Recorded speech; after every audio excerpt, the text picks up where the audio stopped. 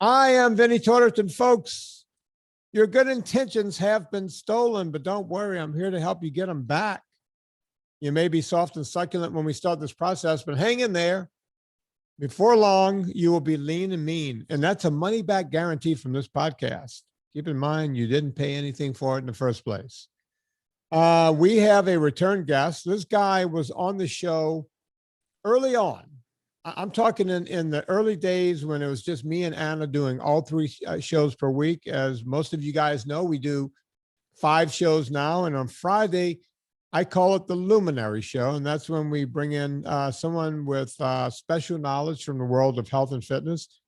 We've brought in comedians and everything else, but this guy is somewhat of a Renaissance man. And we'll talk to him about this. We're going to get him on right here in a second, but he has written 8 albums, recording. So you would go, what does this guy know anything about health and fitness? Well, turns out he knows a hell of a lot about health and fitness because we talk about him on this show a lot. That's why I decided to have him back on. I recommend his book on this show probably as much as I recommend buying my own book. I'm talking about the guy who wrote Endurance Training and Racing, is basically the Bible, something we talk about all the time, Zone 2 training on this show. But he's back, folks. He came up with the math method. I'm talking about Dr. Phil Maffetone. How you doing, Phil? Hi, Vinny. It's great to be with you again. You too, Phil. We were just talking before I clicked the mics on. It's been quite some time. I mean, you were on this show in the early days. You probably don't even remember doing it, right? I do remember doing it, but I don't know when it was or what we talked about. But well, but it was fun. I know it was fun because I don't come back on shows that are not fun. You got to have fun all the time. Yeah, and we were talking about that. Because you and I are very similar in a lot of ways. I don't know about you, Phil, but I've in my adult life, meaning since I left college, I've not had a job, meaning I've never punched in a clock. I've never had a boss. I've never done anything. When I was in college, I worked as a car salesman for a while. Some summers one summer I worked as the assistant warden in a jail down south. So I guess I had to punch a clock there. I worked construction a couple of summers. That made me realize I do really need to get that college degree because I couldn't imagine doing that for the rest of my life. It was killing me as a teen and early 20s. But have you ever had a real job, or have you always been like me? I've always been like you. I mean, I was in private practice. I had a clinic for 20 years, but, I spent a lot of time outside the clinic. I spent time out on the track with athletes, on the road with corporate fitness programs, with sports teams, so it wasn't a real job, so to speak. And then when I left that after 20 years, I've even had more of an odd job, roaming around the world, doing what I love to do with health and fitness and music, and so yeah, I haven't had that job yet. But yeah, like you, I've had a lot of weird things, when I was a student and before I went to college. I quit school, so many times because it was so terrible, and eventually hung in there and got whatever degrees I needed to do whatever it was I wanted to do. Yeah, and that's where our similarities are. Like I've written a children's book, but I wouldn't call myself a children's book author. The book did really well. I've written a real book, Fitness Confidential. I wouldn't call myself a book author for that either. I've now done 2 documentaries, and I don't call myself a documentarian or a filmmaker. I have a 3rd one coming out at the end of this year. And it's funny because, we just moved from California to the East Coast. We've been living in Virginia basically since the pandemic, right before the pandemic happened, we moved here. So we moved at exactly the wrong time. meaning we couldn't, find a house and the whole thing. The pandemic kind of screwed everything up. But we didn't have any friends here at all. And my wife is really good with going out and meeting people and getting friends and the whole thing. And they're trying to figure out who I am and what I do. And every time we go somewhere and do something, it's the same sort of deal. I hear you're a filmmaker, and I never think of myself as a filmmaker. And I want to say, no, I'm just a storyteller who sometimes tell that story through that as a medium. I'm more of a podcaster, but I'm not really media guy, even though I do a podcast. So I don't really know what I do. And if I downplay it, they don't know what to think or what to do. And it's really kind of hard to explain what guys like you and I actually do for a living. Wouldn't you agree? Yeah, we don't have,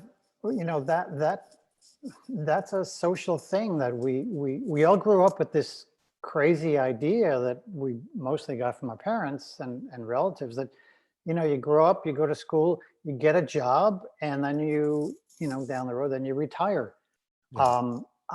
That just never worked for me, the whole concept of it. I hate when I travel because invariably I'm packing my suitcase up in the bin and getting ready to sit down, and the guy in the other seat says, "Hi, I'm Bob. I'm an accountant. What do you do?" How can you respond to that? And on occasion I would say, I work as a dishwasher in a restaurant. I mean, if I really don't want to, if it's somebody I might want to talk with, I don't say that, but sometimes I just.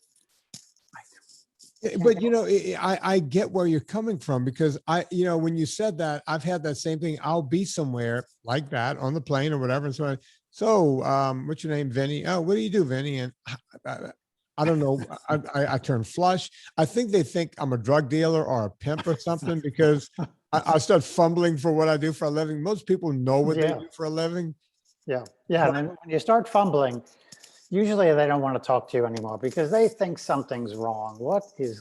This guy can't, is there some mental issue going on? Maybe I shouldn't even look at him anymore. Yeah, it's like, and they turn away. Well, I brought this up to my mom years ago. I said, Mom, I don't really know what I do for a living, and they ask, and I don't know what to say. And she goes, well, just say you're an entrepreneur, because that's what you are. I said, Mom, that's code for drug dealer in today's world. That means that you're doing some nefarious. Wow. I think at one time it was, people would call themselves an entrepreneur because they didn't know what else to say. I think that's changed now, because so many people actually make a living on the internet and this sort of thing. Yeah. And Phil, I own a vitamin company and a coffee company, and now a foods company. I make a product called UltraFat, and but how do you say that? How do you go, yeah, I own 3 companies? It makes you sound like you're making stuff up. It's like, are any of those companies making money? And it's like, they're looking at you like you're crazy, and, but let's get back to that retirement thing.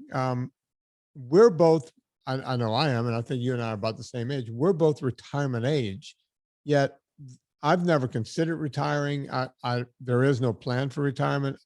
I wouldn't know what to do in retirement. What say you? It's a bad word. It's the R word. It's not just silly. It's just stupid, because it's a social thing. It's like what I said earlier. You work a job, and when you get to a certain age, you retire, and what do you do? And I've had people tell me they just watch TV all day, and that's an insult to humanity. We have this amazing brain, and it really, sure, it ages, but our brain can actually get better and better as we age, unlike the rest of our body, which we can really help out with a good lifestyle. But our brain can just function at higher and higher levels as we age, considering all the things we learn, considering our experiences, and this, it's an endless thing of of learning. It's, you know, you and I are constantly learning, and we have to put that into some kind of action. Otherwise we go a little crazy. And then when we do that, we have to learn more. It's like a kid. You say, you know, the kid says, well, why is that? And you give them the answer, and then they say, well, why is that? And we still have to do that, and we still want to do that because we're thirsty for that knowledge. And for me, like you, I mean, when I first went to college, I didn't know exactly what I wanted to do, but I knew that I wanted to help people. I wanted to learn enough about health and fitness on some level to help people. And I still have that. I haven't lost it. And it's really it's a wonderful thing. It's a rewarding thing, and it's exciting. And you know, all we can do is keep on keeping on, as Dylan said. Yeah, you know, I watched my parents. They both they were school teachers, and they both went past their 35 years in the teaching program. I think 37 or 38 each. They're about the same age, and started at the same time and went for almost the same amount of time. I think my mom went for a year longer than my dad, but that made her to be the same number of years. She was a year behind him. And so once you retire with that teacher's pension and all four of your kids are out of the house, for the first time in your life, you're not doing anything and you have money coming in. You know, they took that deal. We'll be broke while we're raising kids, but then we can just do nothing for the rest of our lives. Luckily for them, they didn't do nothing. My dad was always into old jalopies and fixing up old, you know, not race cars, but like Model A's and all this kind of stuff. He would find them basically with an oak tree growing out the middle, and people would say, yeah, just remove that junk from my land and it's yours. And he would pick up so many junks that one day he bought a flatbed truck. And we lived in a small town, think Mayberry. And people around town saw my dad. Say again, you cut out, Phil. Did you say I didn't something? say anything. Oh, okay. It jerked there for a second. Sorry. My dad is always driving around in his big flatbed truck, and people thought, you know, hey, if I run off the road and end up in a ditch, Cy can come pick me up in his truck. But my dad couldn't, because you have to be a legal tow truck service to do that, right? You can't just go, you might go pick up your best friend and help him out, but you can't do it as a service, especially, you know, they live in Louisiana, especially if he went to Baton Rouge and they saw him with a truck that wasn't qualified. So my dad went down the rabbit hole of figuring out how to make his truck legal and turn it into a business. And for the next probably 15 years, he ran Tortorich Towing Service as a business, I think growing it to 2 or 3 trucks at some point, and then realizing, okay, now I'm really too old to do this. And my older brother, who was an auto mechanic, had his own shop, bought the service. I think my dad charged him $1 to buy it, but he had to take over all the stuff. And you know, Tortorich Towing is now the biggest tow service down there. But I was happy to see that my dad didn't give up. And of course, my mom, who thought she was going to be sitting on the couch and playing pinochle or whatever women do, she kind of ran the books for the business. So she had a job, you know, and you know, they're in their 80s now. They're both still around. I don't know how, but they are. And they're very active in their car club. You know, they're vintage car club. They go to meetings. My mom plays competitive blackjack. And so they travel around. And, you know, the worst thing that happened to my parents was the pandemic, even though neither of them, knock on wood, even though they have the shots now, they didn't get COVID, but it took these two very social people and made them sit for a whole year, which I don't think was good for them.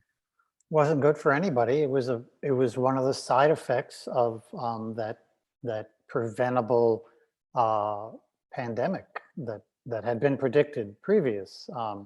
And the question is, what are we going to do next time? And that's another topic. But But you know, it's such a great story to hear about your parents, and it's, you know, people, we all have passions, and those passions may change in the course of our lives. I woke up one day at the peak of my career, and I was a songwriter.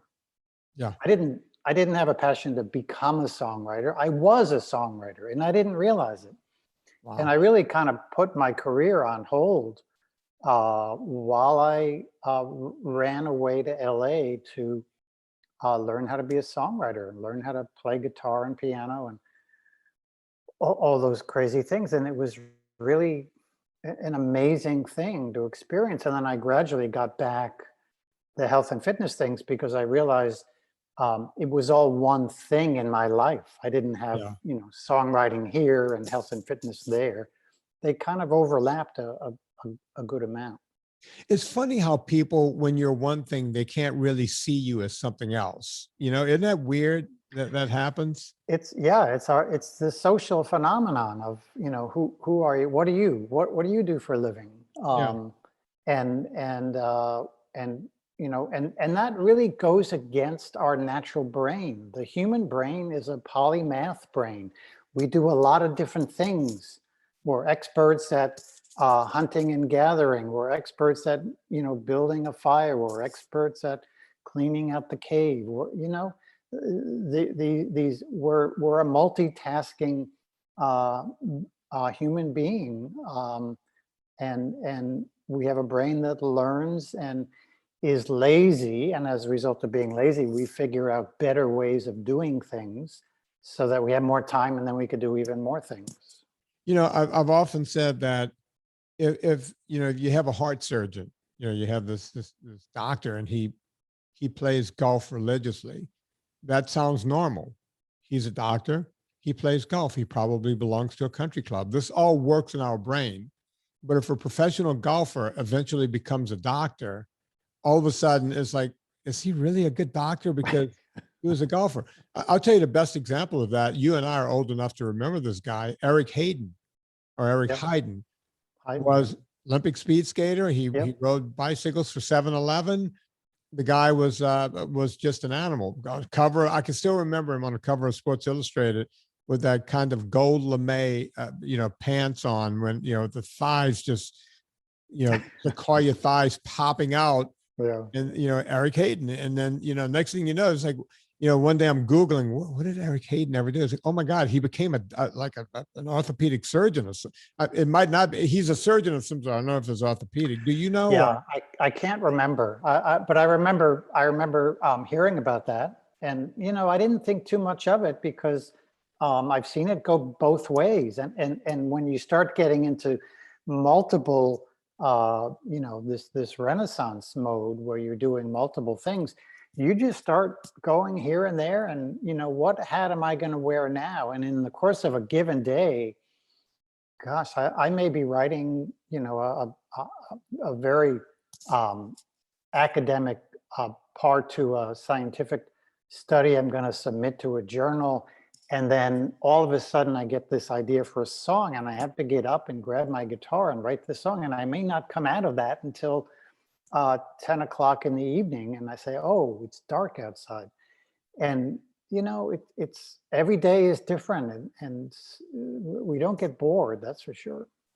Absolutely. I don't want to stick on that too long. I'm going to do a quick ad and I want to come back, folks, and we're going to talk to the great doctor here about zone 2, which he dubs the math method. And he is one of the early guys to do that. I figured out zone 2 by complete accident, actually out of necessity for myself, and didn't think of it as anything other than that. We'll talk about that in just a second. But folks, before that, you don't have to go hunting to gather this kind of food. I'm talking about meat. You don't have to go to the grocery store anymore because Belcampo will drop it off on your front step, guaranteed frozen every time. They pack this stuff better than anyone else. We had another meat vendor at one time. They were also pretty good. This is better for several reasons. Number one, the meat is better. It's all sourced. Belcampo do all of their own beef. Anya Fernald makes sure of that. during the pandemic, something happened in one of their restaurants and the supply chain was broken. They were not serving what we thought they were serving. She came right out and said, "Hey, man, I'm making good on this." But all of the stuff that ends up at your house is all Belcampo beef. Go check it out. You get 15% off, not just the first time, but every time if you put in promo code Vinnie, Vinnie. Promo code Vinnie will get you 15% off. Now, let me help you save more money, because when you ship beef, it's not cheap because you got to keep it frozen. Package is kind of heavy. They will pick up the cost of shipping if it's over $100. So let's say you just put $100 worth of stuff in your cart. After the 15% discount, well, you're back down to $85. You need to spend about $120 to $125. After that discount, you're still over $100. You get free shipping and you get the 15% off. It's a win-win situation. Don't fall asleep on those NSNG approved meatballs over at Belcampo. They also have chicken there. You'll like what they have going on there too. Belcampo.com, promo code Vinnie, Vinnie, no wimpy Y, and you will save a lot. You will eat a lot of good meat. We're talking to Dr. Phil Maffetone. Phil, I'll tell you a small story because I like telling stories. Back in the 90s, I got caught up in this world of ultra cycling. It was at the beginning of when, people started going and doing 24-hour mountain bike races. It was almost thought that you couldn't do this. This is how crazy it was. Like, oh, mountain biking, man, when you're hammering for 2 or 3 hours, that's enough. But guys like myself, the great John Stamstad, a lot of people, we started going to these 24-hour races that was set up as team events. You ride for an hour, you take 4 hours off while the other 3 people in your team ride, and then you ride again. But, we started going out there and saying, hey, we're a team of one. We're going to ride the whole thing. I think John Stamstad was the first to do it. And before long, myself and a bunch of other guys started doing it. And before long, it became an event. It became its own thing.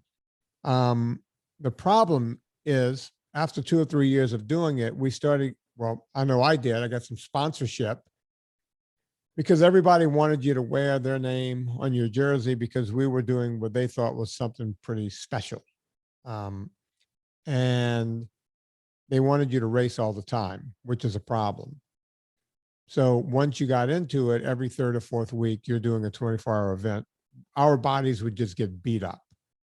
And the only thing I can figure out to do in between races was to slow down. My method, and I use this term on the podcast all the time, I always say start slow and then slow down a bit. A lot of my training was not on mountain bikes because it was just too rough. Even though I had a mountain, I had the Santa Monica Mountains right out my back door. But getting up there and hammering every day was just not an option. Plus, I had to train people. So a lot of training was done on a road bike, riding to clients' homes. At night, I would get on I'm pointing right here because I still have a spinner right next to my mic here. I would get on my spinner and sometimes ride for a couple of hours. And my heart rate, and I'm talking about when I'm in my early 30s, I would never let it go above 120 or 125.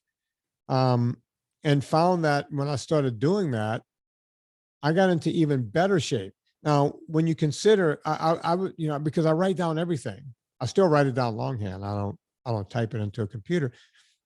I couldn't figure out as to why, as I slowed down more, I was not only fresher in races, but my times were increasing in races, and my overall heart rate seemed to be lower.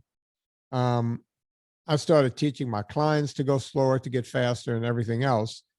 At some point, you came up with a basic training Bible. If you don't mind going back a bit and letting everyone know how you came upon this, how you figured it out, and how you started doing what a lot of guys like myself just kind of figured out by happenstance. Yeah, I'd have to go back to the 1970s, beginning in I had some of these concepts before I opened my clinic in 1977. But I couldn't really put it together. I didn't have people like you that I was trying to help. And and I was trying, so I had myself, which is a very valuable person to have. But when you have a whole bunch of those athletes to experiment on, that's basically what we did.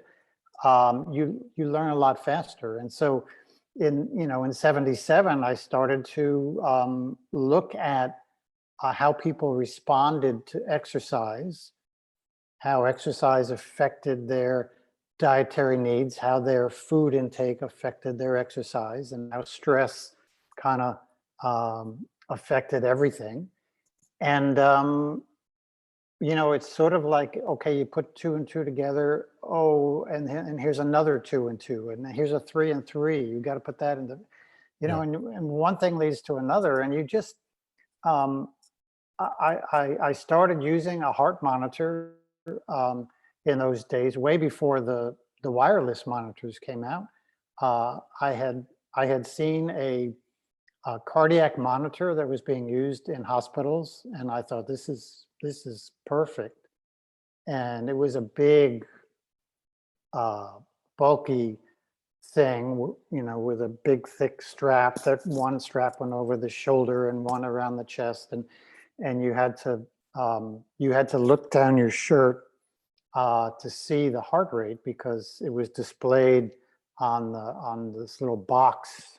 It was a big box. Actually. No Bluetooth back there to get it to your wrist or no, anything. no Bluetooth.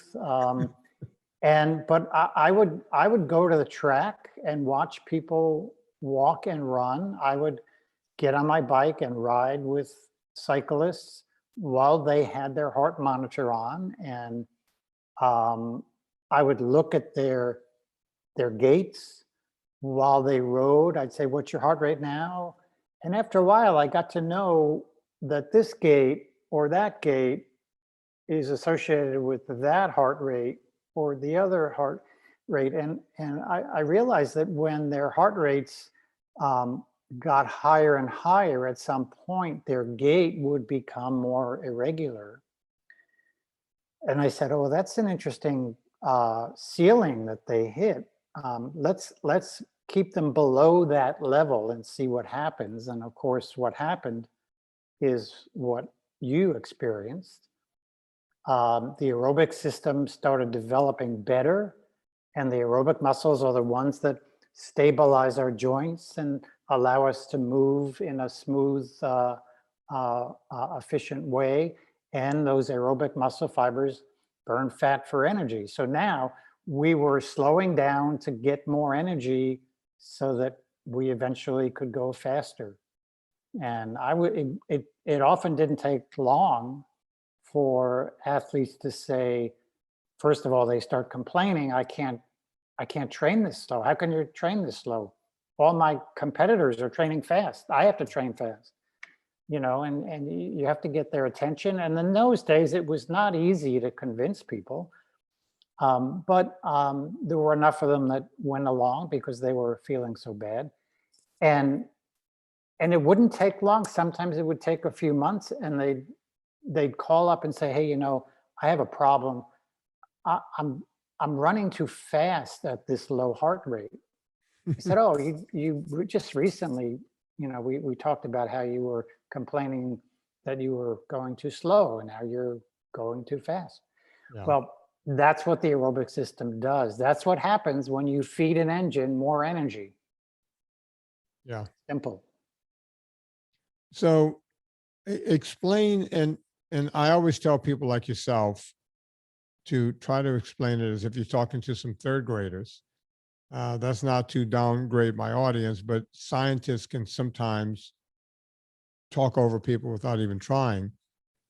Explain how mitochondria, how capillaries, you mentioned the supporting muscles, on the joints and everything else, but explain how mitochondria might play in and what the heart is doing when you're doing all of this, slowing down all of this zone 2 between 70 and 80% of your aerobic capacity.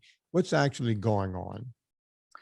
You're developing your aerobic system maximally, and I wrote a scientific paper on this called Maximum Aerobic Function. If you PubMed, you'll find it. Put my name in there. The mitochondria are the powerhouses of our cells, and they're all throughout the muscles and throughout the body. And we use those to control energy. They also control aging because they have a significant impact on oxidative stress, which for a young athlete is very important. And when you hit 30, it's really important because that's why we rust. There's too much oxidative stress. So the mitochondria are very important to help along and not stress, because they don't like being stressed. They don't produce as much energy. They don't control oxidative stress, and we age faster. We get hurt quicker, and we don't reach our human potential without really good mitochondria. Good. The example I always like to give is the great Mark Allen. You had the opportunity to work with him. I find myself more and more, and I never thought this would happen in my life. I never thought I would get old enough. But I find myself, whenever I'm telling people the Mark Allen story, I first have to explain to them who Mark Allen is or was in history of aerobics. And the best way I can get someone's attention is to say, I think it was ESPN or one of them called him the greatest aerobic athlete of all time. Sure. And they'll go, oh, tell me about this great person. It's like, well, number one, he's been on the podcast at least 3 times. So you can go back and listen to those shows. And he throws a lot of praise on you, Phil.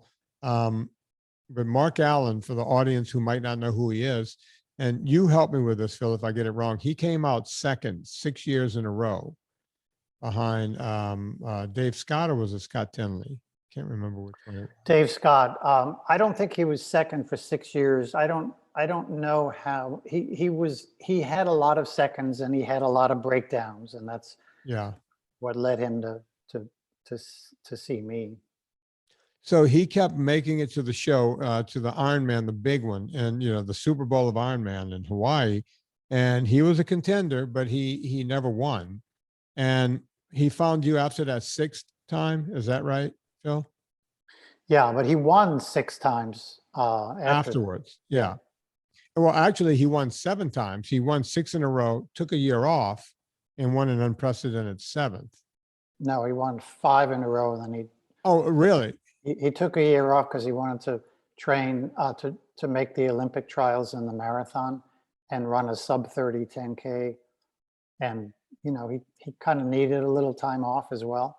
But, my feeling was that he had a couple of wins before his first win, and he had at least one more win in him after the 6th win.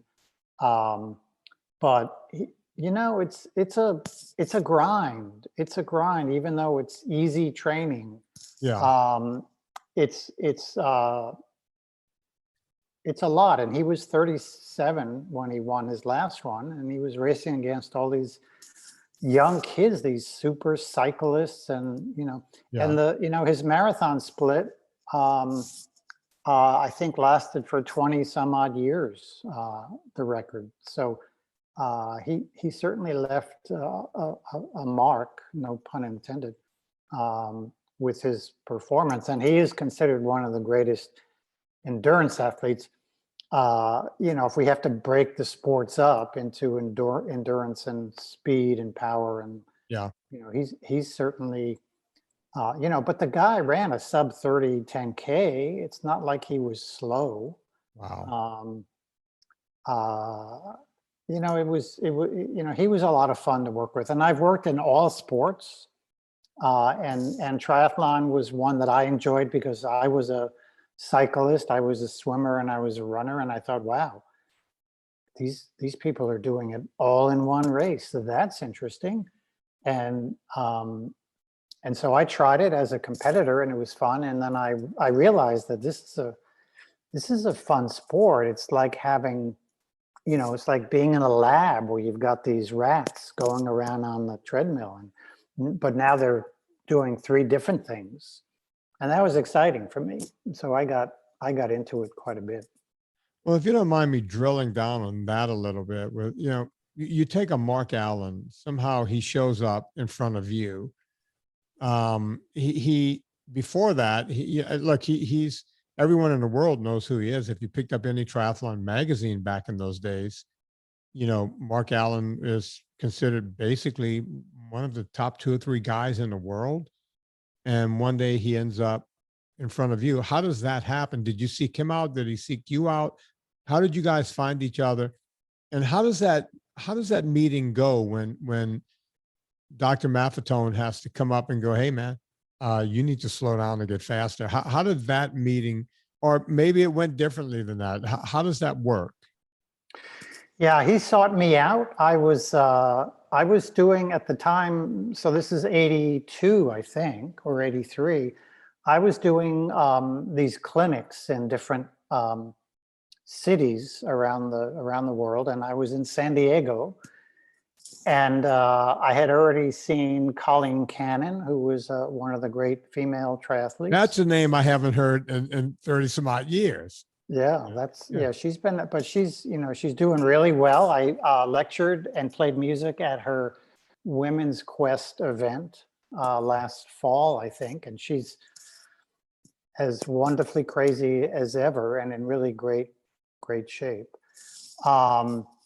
But Mark showed up at this event, and Paula Newby Frazier, and a couple of other triathletes and some other athletes. And I usually would have 10 people or 12 people, and we would sit around and I would explain what I was about, and I would explain where we want to go from here. We're going to go to the track. We're going to put a heart monitor on you, and I'm going to run around with you, and we're going to come up with a heart rate for you to train at. Then we're going to go to the pool, and I'm going to watch your mechanics in the pool. We're going to do the same thing on the bikes, and blah blah blah. And when Mark and I were on the track, I had this old-fashioned monitor. The wireless ones would not come out for another year or two, maybe. And Mark had the monitor on, and I said, we're going to start slow and then warm up, and then we're going to keep going until you hit a certain heart rate, 155, I think. And we did that, and his pace was, I think I've heard him say his pace was 8:20. He might remember that. But I kind of remember him going for a run later in the day, or maybe the next morning, and he ended up running at a 9-minute pace at that heart rate. But he said, you mean I have to run at this pace? It's 2 minutes, 2 minutes or so slower per mile than I normally train. Right. And I said, well, that's why you haven't reached your human potential, and that's why you're injured, because he had a little injury, and he I also did some physiotherapy type biofeedback, where I would do some muscle balancing, and I evaluated him, and I found some muscles that needed help, and I helped him. And it turned out he was going to go and race on Sunday, and he's thinking, maybe I won't because I'm hurting. And I said, no, you're going to be okay. And he went and he won. Wow. So when that kind of thing happens, as weird as I sounded to him with this heart monitor stuff, and we didn't even get into the dietary stuff yet.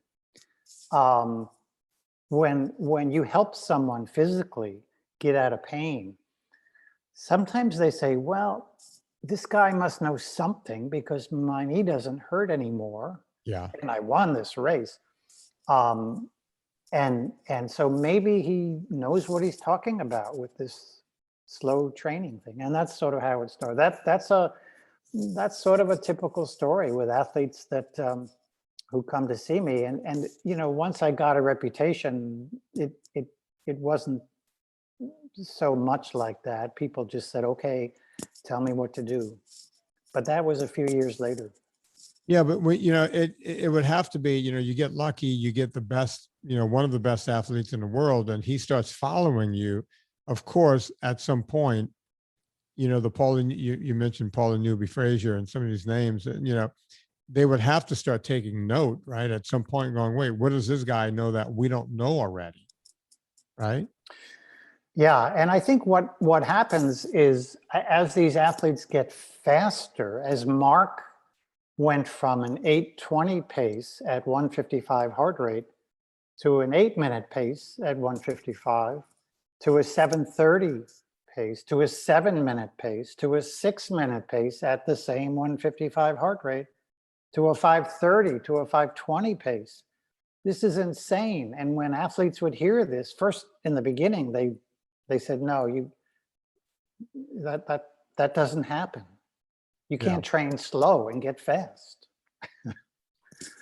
I've had But this argument. when you see it, certainly when you experience it, your eyes open up. And I mean, it took me a while in the beginning to realize what was going on. I thought I was figuring out a way to read people's metabolism. If they could perform more work at the same heart rate, their metabolism is working better. Well, that's true. They're burning more fat. Yeah. And I thought, well, gee, this is going to be like a fat reduction program that I've got here. And then soon realized it was a way for athletes to perform better. Yeah. I've had more arguments with people, and I always shut down the argument by saying, listen, I don't get paid by telling you this. Don't do it. That's your other option. You've tried the other option already. Why don't you give it 6 weeks, even though I beg people to give it 12 weeks, because I think you would agree by 12 weeks, it changes so much. And along the way, I'll get phone calls from people going, Vin, I don't think you understand. I'm walking during my run. And I'll go, great, you're doing fine. You find that I'm supposed to be walking. Yes, turn the music from Rocky One off in your head. You get that out. Forget about what you learned in the box when you were trying to do CrossFit. This is not that. Slow down to get faster. And it's just so it's so counterintuitive to people. One of the ways I've explained it to, I had this woman that came to me and she was showing me every marathon she finished. She goes, look, I finished this one in 4 hours. I finished this one in 4:05. I finished this one in 4:02. And I'm looking at her coming across the line. And I said, what if I could get you to finish one in exactly 4 hours, except this time you won't look like you're being chased by a bear, but you're going to have a smile on your face. How about that? And she goes, there's no way. She goes, I'm putting everything in. I'm crossing that line. I'm gutting it out. Once the bear catches me at 21 miles, I am gutting it out. I went, okay, I will get you across the line in 4 hours. I guarantee you will be smiling the next time. She paid attention, and she was smiling, but she didn't finish in 4 hours. She finished in 3:45. And then they start proselytizing to all of their friends. You need to see this guy. And then they complain that they could have done better, Yeah. Oh, if I trained harder. I ran a PR by 20 minutes, but damn, I'm so mad. I could have done better because I feel so good. Yeah. No, it is crazy. And, we're both pushing something where you can't really sell it, right? It's like, I wish I can bottle this and sell it to you, but I can't. Here it is for free. As I tell people all the time, I talk about zone 2 as if I belong to the zone 2 society and they pay me to talk about it. Phil, you call it the math method. Explain, math does not come from the beginning words, letters of Maffetone. Explain the math method and how you do it. MAF stands for maximum aerobic function. And you want to develop maximum aerobic function because that's what our oldest ancestors did.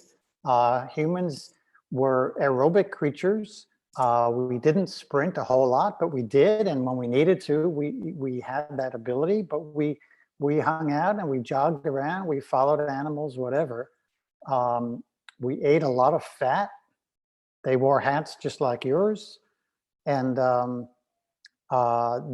that diet was very low in carbohydrate and moderate amounts of protein, and that gave them the ability to burn more fat for energy. So they had a lot of energy to develop longevity in their bodies, develop better health, and especially develop these big brains that make us unique from any other animal. And so it's taking what humans have always done and applying it to the athletes of today. We're all athletes. Some of us train more than others, but we're all athletes, and we all have these basic foundations that our body relies on to be optimally healthy and fit. And among them is the aerobic system, which is a very powerful thing. And, you know, when I was in school, all the way back into high school, it was always, you know, humans are a glucose-based creature. We rely on glucose for everything. And then after a while, they even started saying, you know, and if you're a little tired, you just eat some sugar and you'll feel better. And I just had a problem with that. And in the physiology books, you know, they talked about glucose this, glucose that. And finally, I was cross-referencing some things in another physiology book, and I saw this thing called the aerobic system, our long-term energy system. It was a book by McGardle and his colleagues. And it said we burn fats for energy, and by burning more fats, we conserve our glucose, we maintain our glycogen stores in case we need them when we sprint. And I thought, this is what humans did. This is what they should do now. And of course, I was around, you know, I started working with athletes during the running boom. Yeah. And this was an obsession to say to somebody, don't eat sugar, don't eat the junk food, don't have pancakes for breakfast, was heresy. Train slow, don't train fast. You know, oh, well, what do you do when you go out for the long run with the group? You train at the level you should train, and you'll all come back at the same time. Who cares how far you went? And you'll get to socialize, because that's what they really wanted to do more than anything, was socialize. Yeah, no, I talk to my wife about that all the time. She just ran another. She's turning 60 next month.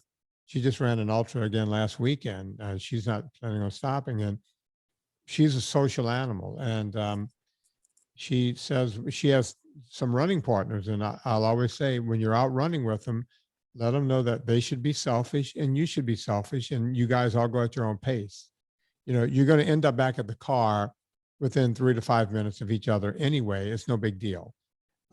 If he gets there first, he can stretch. If you get there first, you can stretch. Stretching is good. Go do it. But I'm always just telling her, don't, just because David is going that speed doesn't mean you need to go that speed. If David is going up the hill too fast, you lay back, do what you have to do for you. I can't tell you the number of examples I can give of that. I took a friend of mine, everyone on the show knows him. We use his whole name, Don Coddington. And we were climbing Mont Blanc right before the pandemic year. So 2019, that summer we went to climb Mont Blanc, and he loves to hike. I love to hike. Don had an extra 60 pounds on him, and was eating a ton of sugar. And he was in his addiction of sugar at that point. And I said, okay, you can stay addicted, but I'm going to get you in shape. We got him in zone 2. Every time he came out to LA to work out with me, we go to either Mount Wilson or Mount Baldy, or one of these around, I would have the strap on him, but I would have the watch on me. And I would put him right in front of me. And we still make a joke about it. I would just say, crack it back. Let's crack it back, you know. And he would say to me, okay, I would look and go, you're way out of zone 2, Don. He'll go, well, I can't walk any slower. And I'll go, okay, we're stopping.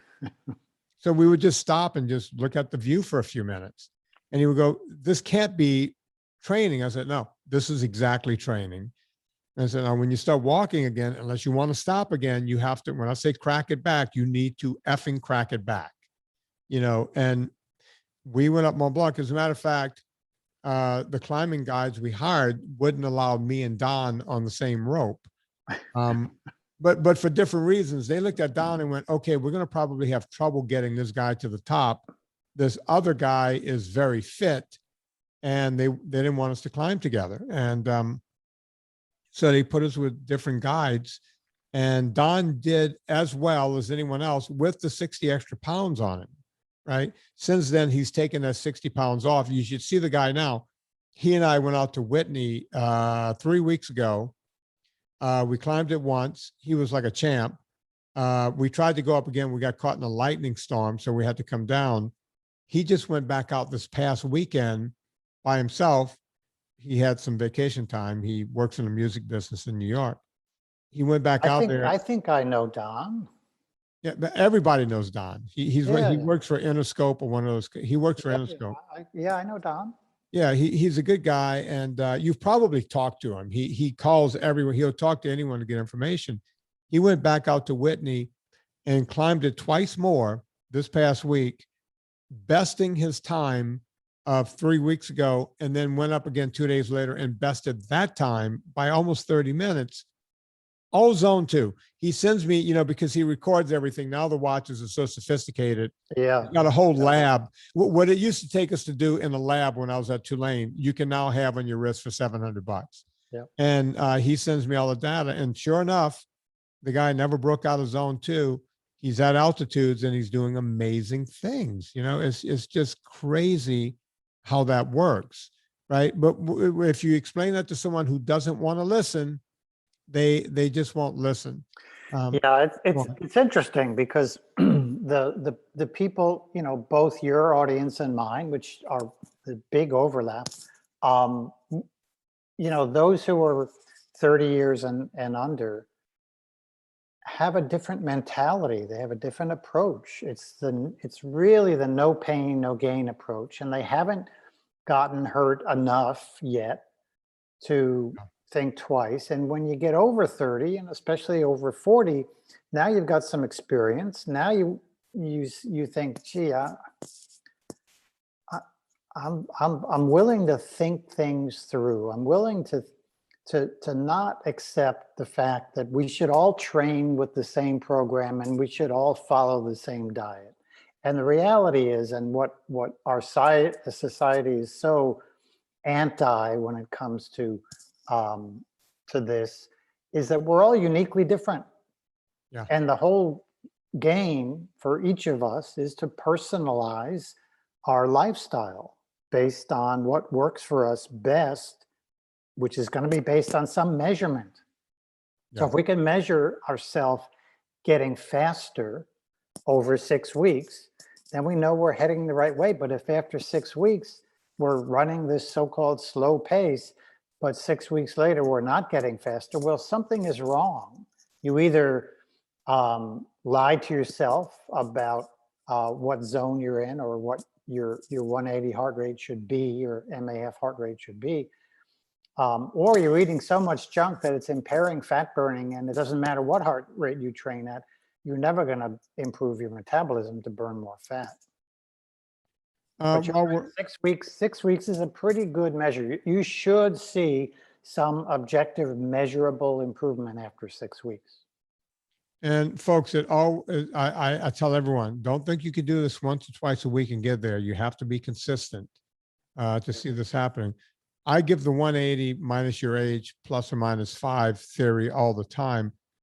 If I remember right, you've improved on that a bit in one of your books. I read a lot of your information from time to time, Phil, but I read between you and Noakes and everybody else, I read everybody's information.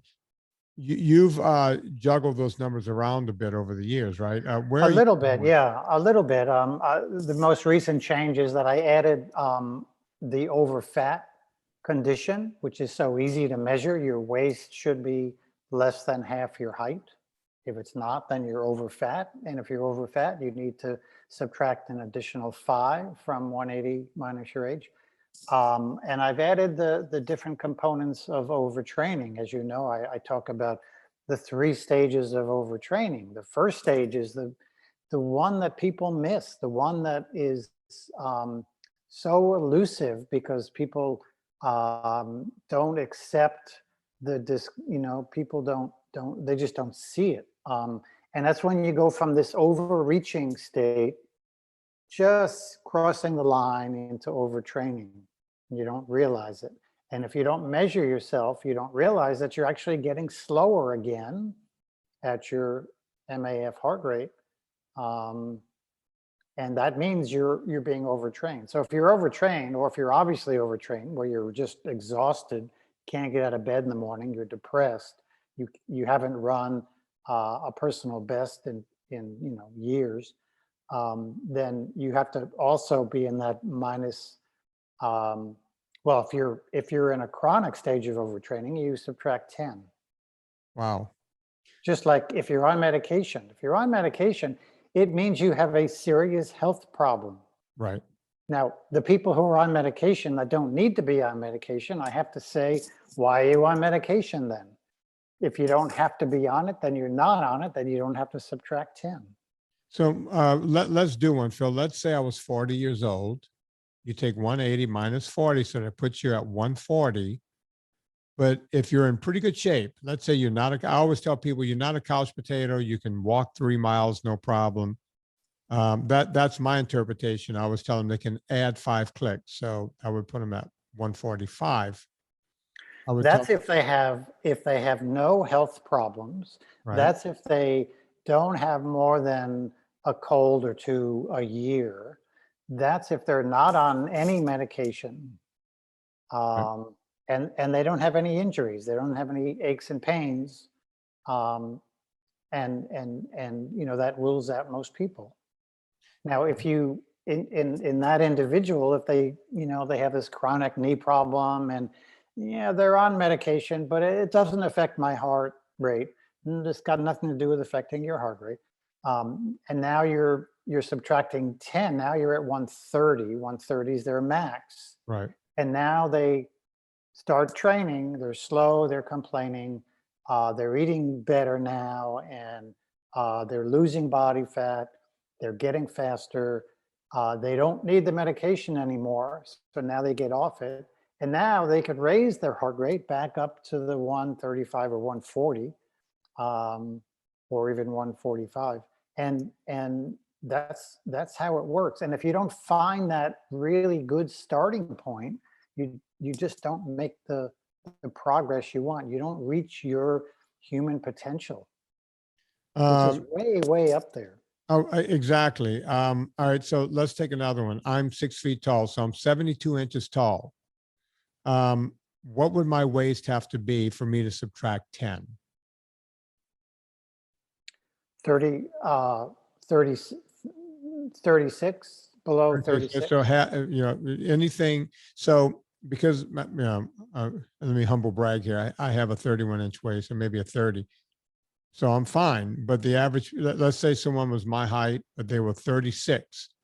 They're subtracting 10 points. Good. So there you have it. Yeah, and we're talking about a lot of people in the world. So I did a study a couple of years ago, and I showed that 91% of American adults are over fat. Yeah. And in most countries, the numbers are well up into the 80s, and even in countries like India, where I did a study, 80.5% of Indian adults are over fat. How could they get over fat? Well, I'll tell you how they got over fat, because the Western world was sending them food for many, many years because they were starving. But what kind of food did they send them? They sent them junk food. Yeah. Yeah. I was there a few years ago, and the kids are just like here. They're walking down the street, eating chips. You see some of these roadside shacks, and they have nothing but chips and candy hanging up in there. And, and so I went to one of these communities right outside of Guwahati, and it's a strict vegan community. Well, it's more vegetarian, but they're eating nothing but rice and beans. And the women with, the older women with the saris, women that were about my age, I was probably 55 at the time, they all looked pregnant underneath the sari. they carry that visceral fat right in front. And I'm looking at that going, and I was there because I was giving talks in hospitals and colleges and the whole thing. And I just felt like the government was wasting their money by having me say a word, because I'm not going to change the culture. It's like, why am I even here? These people aren't going to tell their people, hey, start that cow that just walked through your house. Why don't you go slaughter that and try it for a change? None of that was happening. So yeah, you have that problem in a lot of communities. I'm going to do a quick ad here, Phil. Are you okay? Are you okay for hanging out a few more minutes? Because I Sure. want to talk to you about cardiac drift, whether you know Sure. anything about it or not. And Sure do. because I've been, we all have our hypothesis on what causes that and when it happens and what have you. We'll talk about that right after I tell you guys about the oldest running sponsor. As a matter of fact, the last time Dr. Maffetone was on this show, this guy was a sponsor of the show. They still are. It's Vinnie Capelli olive oil. They've been sponsoring us for so long that the owner passed away, and they're still sponsoring. His husband took over, and still our number one sponsor, Vinnie Capelli, folks. I don't think Phil Maffetone would have one problem telling people to consume good 100% olive oil that doesn't contain any seed oil. I'll never forget having God, what was his name? The great Greek runner on this show. What's his name, Phil? The I've met him a number of times. ultra marathoner, Carnesi. Carnesi was on the show, and I was talking about Vinnie Capelli about 5 years ago, and he was jotting it down. Those Greeks love their olive oil. And I can't remember if he told the story on the show or not, but he said, hey, I was over in Greece running, and I stopped at this guy's farm, and he was crushing olive oil in the back. I was starving. I guess he had been running like 50 or 60 miles. He just scooped it up in his hands and just drank the olive oil. He and I have that in common, folks. I'll take it out with me on hikes and runs and in my kayak and everything else I do. I'll just bring little vials of Vinnie Capelli. You want to save 10% every single time? Put in promo code Vinnie at checkout, Vinnie Capelli. If you spend over $100 after the discount, you will get free shipping. That means a lot. I would tell you to get the 3-liter 10 and then maybe get a decorative glass bottle. They have all that crap. Go get that stuff. Keep it hanging around. Do what I do. Buy some little vials. You could get them on Amazon. You get like 6 or 8 of them for like $10. And 2-ounce vials. I have the 1-ounce vial. I take them with me. And here's my little secret. I put my own ultra salt in there. That way my olive oil tastes like a caprese salad. That's right. I could be out in the middle of the Pacific Ocean or going down a river right here in good old Virginia, and I can have my own little caprese salad with me. Vinnie Capelli olive oil, promo code Vinnie, no wimpy Y, 10% every time. You also get free shipping over $100. We're talking to Phil Maffetone. The guy's penned a gazillion books. One of my favorites we were talking about at the beginning of this show. It's called the Endurance Training and Racing. Was it the Big Book of? Is that what you call it? It's the big book of training, of endurance training and racing, and it's yellow. So we call it the yellow book because there's also a big book of health and fitness, which is for people who are not competitive athletes, and that's a red book. Yeah. So you could go check out, and he's got a few other books, folks. You got to, this guy, when he starts writing, whether it's music or books, he keeps writing. He doesn't know how to stop. Phil, science has always been confused about cardiac drift. You want to talk a little bit, explain what it is and explain how it happens and why it happens. I was confused early on because it didn't make sense, the scientific explanation. And when I started using heart monitors on people, it was pretty clear what was the outcome of cardiac drift. First, I learned that, and what was the outcome when you're wearing a heart monitor and you're training at a 140 heart rate, and you're running around the track, and you're going at a certain pace. As the miles go by, you get slower and slower. That's the outcome of cardiac drift. And the reason for it, which was evident soon after I saw what was really happening, is fatigue. We fatigue all the time. We fatigue from the moment we wake up in the morning until the end of the day, whether we work out for an hour or two or 5 or 6, or we don't do any work. We're too busy with a project in the computer, or, I'm in the studio recording music. I know I have to be careful with my musicians because I see them start fatiguing. And when they start fatiguing, I don't want to record anymore. So fatigue is a very common thing. The more fat we burn, the less we fatigue. And so here's what I recommend people do is they do what's called an MAF test. They go to the track, they do a 12 to 15 minute warm up, and then they start running at their MAF heart rate. If they're running, the first mile, maybe at 140 heart rate, is 8-minute pace. Well, the second mile is now 8:10 pace. They've fatigued 10 seconds. That's called cardiac drift, which is a little bit of a misnomer because it has nothing to do with your heart. It's more the neuromuscular mechanisms that are fatiguing. And so it takes a little more effort to get to run that next mile. And because you're following heart rate and not effort, you're going to go slower. Third mile, maybe you're 8:20, fourth mile, 8:30, fifth mile, 8:40, whatever. And the distance between the time between the first mile and the fifth mile is very significant. So in this example, it's 40 seconds. As you burn more body fat for energy, and as your aerobic system builds up, the distance between the first mile and the fifth mile gets much more narrow. So there's much less of a cardiac drift. And so the first mile might be 8 minutes. Second mile is maybe 8:03, then 8:06. I had a guy, an ultra runner, who was really a good athlete. He would do a 10-mile MAF test on the track. Wow. Because there are a lot of his competitions were. And over 10 miles, he didn't drift more than about 12 or 13 seconds. Well, he had to be in incredible shape while he was doing that, because that's pretty. He became a great endurance athlete, but he wasn't when he started. But as he built that aerobic system and as he burned more body fat, he was able to. His first 5-mile test was like he probably had a minute span between the first and fifth mile.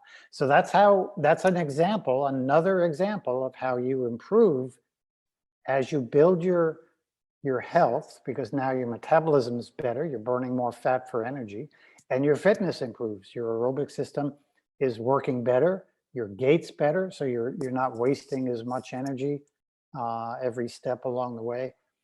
And that's what cardiac drift is. I have an article on my website, I think it should still be there, called Cardiac Drift. And it talks about this. Yeah, I've always thought that there was a heat element to it also, because I noticed with myself and other athletes I've worked with that in summertime in extreme heat and humidity, it seems to happen more, but that would lead into your theory that you're fatiguing quicker because of the heat. You're fatiguing quicker in the heat. Yeah. I've always thought, oh, maybe it has something to do with dehydration, or, on and on and on. I've played with all these things. Yeah, all these things come into play. In a 5-mile run, dehydration, if you're healthy, shouldn't be significant. But a 5-mile run, when it's 85 degrees out in this time of year in the Northeast and down by you, it's enough to be to increase the rate of fatigue. So sure. Yeah, I saw a lot of it this weekend at this race. It's a crazy endurance race. It's only a 50K, but they go up and down a 3-mile hill that has 1,500 feet of gain. It's at low altitude, but there's no view. There's nothing. You're just running, and there was 90% humidity. It was 90 some odd degrees, and these athletes who, my wife would normally go out there and do 4 laps, no problem. When she came up on the second lap, it was the first time in any race she's ever done where I was thinking, is she going to finish? I don't know if she's going to finish. She might not make the cutoff. And, you know, I did tell her, I said, you know, what's doing? And she was like, oh, there was a couple of rabbits in front of me and I was trying to catch them. And I said, forget about the rabbits, slow down, run your race. And by Got to the run third your lap, own race. You know, yeah, that was a big breakthrough for Mark Allen when he realized that it was all about him. It wasn't about his competitors. He didn't think about Dave Scott anymore. That was when he beat him. amazing, In right? fact, it was with Mark when I first realized that we need to start monitoring the heart rates during races of certain you know, longer endurance races. And so I calculated things, I experimented with some other athletes, and I came to the conclusion that for the Ironman race, it's best to ride the bike leg at your MAF heart rate. Really? And he said, well, that would be too slow. I said, Yeah. Mark, it sounds like we're back in San Diego in 1983 again. Yes, it's slow, but your bike is fast now at your MAF heart rate, and it's going to feel like you're not doing much, but you're going to get off the bike ahead of most people, even though you're doing it at that aerobic pace. And now you haven't done anything anaerobic in the race yet, and all you have to do is run 26 miles, and you can do anything you want at that point. Yeah. Yeah. Just blow it out. Yeah. So Yeah. in like in the race your wife did, you know, on those in those kinds of situations where the weather stress is significant, what happens is we might go out at a pace that we feel comfortable because we're used to it, but because of the weather stress, the heart rate is, you know, 6, 8, 10 beats higher. And those are the kind of races that would be great to have a heart monitor with, because you can then go out at a lower heart rate. You'll end up way back in the pack, but at the end of the race, you'll end up way up further ahead of maybe where you've ever finished before, because most people are not thinking about the weather stress. They're just going out like they normally do and bonking. Yeah, you know, I remember a couple of times, and I've told this story on the podcast before.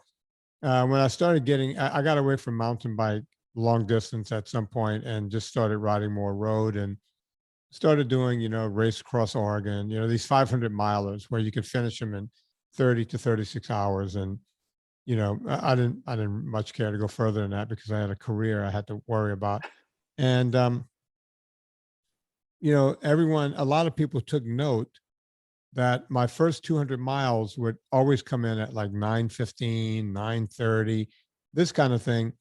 And this is in a world where most people, unless you're a professional cyclist, you know, like if you can do a 5-hour 100-mile one time, that's the goal, to see if you can get 100 miles at a 20-mile-an-hour pace. And here I was in a race setting doing, you know, the first 200 miles at 4 hours and something to get to 9:15, 9:20s, 9:30s, with a lot of climbing in there. And every now and then someone would come from Europe, someone would come from somewhere and visit me in LA. I would get them set up on a bike and we would go ride together. We would take off from Calabasas and go out from there. And we would take off, and they would go ahead of me, and they would see me back a few, you know, couple of blocks, and they would slow down and goes, everything okay? And I go, yeah, I'm fine. And we would start riding, and we're chit chatting. And next thing you know, they've pulled away by a couple of city blocks. And in California, as you know, you can look back because you're in these big desert runs. Yeah. And they will come back and, are you sure you're feeling good today? And I'm like, yeah, I'm feeling fine. Why? And they will go, well, you don't seem to go very fast. It's like, no, you're looking at my speed. Now, you came here to train with me. You want to go at my speed and we can chit chat, or you can go at your speed. And then I would start explaining to them that I was staying in zone 2, keeping my heart rate at a certain level. And it took forever. And they would go, and you can do these back-to-back 100 miles and you're at 22 miles an hour. I said, yeah, pretty much. But you don't get there. I'm not some kind of incredible athlete. you get there through doing it correctly, not just hard work. It's working smart. And that's so hard to explain to people. You know, it's almost impossible. It is, and you know, they often come around because um, they're not having success doing what they're doing. You know, my comment to people is, if you're having fun and you're getting better with what you're doing, keep doing it. But if you're not, think about this, think about that. You know, endurance sports, what's really fascinating about endurance sports is that it's for everybody. If you're human, you're an endurance athlete. Yeah.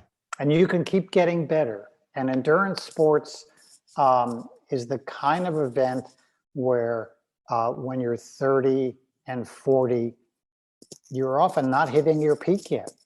Yeah. No, absolutely. Phil, I love that you came on, and I don't want to make it years and years before you come back on again. So let's make this, if you don't mind, let's make it a regular thing. Whenever you have anything you want to talk about, anything you want to come on and discuss, let me know.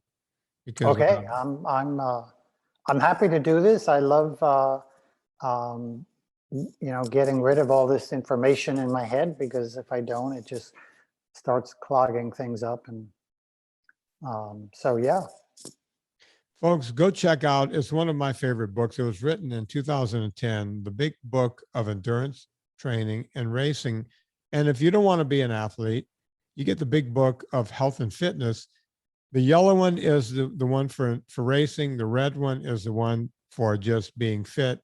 Go check out everything Phil Maffetone is up to. You will love this guy. Hang on, Phil. I want to say goodbye to you off the air. Folks, if you like what's going on here, you know what to do. We all go shopping on Amazon. Before you go to Amazon, go to VinnieTortorich.com and click through the banner.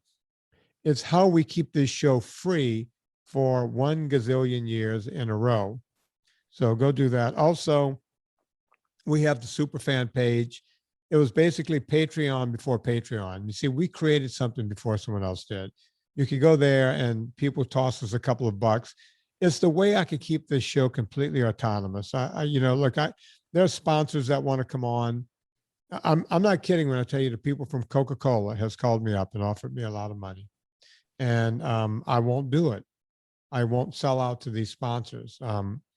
And there are other sponsors that wanted to come on, but they wanted me to change my message, and I won't do it. The way I can keep this show going and give you guys pure information is by keeping it free. And when you guys go and give a couple of bucks to that Superfan page at VinnieTortorich.com, that's how we do it.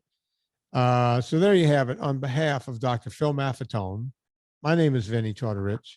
Put life into living and do it with enthusiasm.